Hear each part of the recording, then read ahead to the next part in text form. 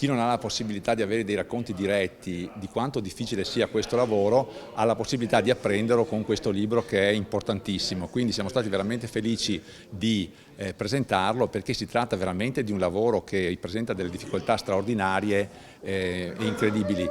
Si va dagli interventi sulle rapine, quindi dove si rischia la vita, interventi dentro le famiglie dove ci sono grossi problemi, multe,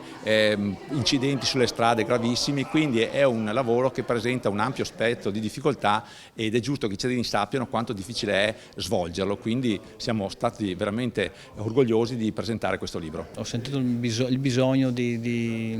mettere per iscritto quello che avevo vissuto, le sensazioni che ho vissute, ma prima di farlo, perché comunque sia, chiaramente uno che porta una divisa non parla mai a nome suo,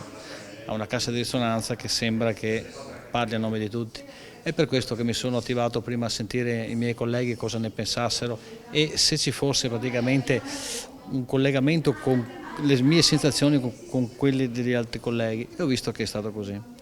E quindi questo mi ha dato una spinta ulteriore, e poi il motivo principale è stato quello di dare un riconoscimento ai caduti, che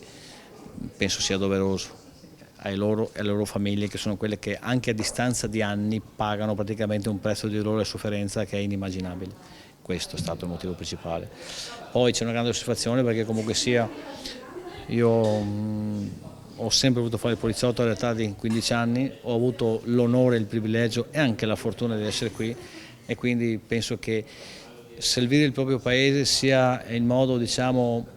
più forte, sia il modo più bello di sentirsi cittadini, insomma, tutto qui.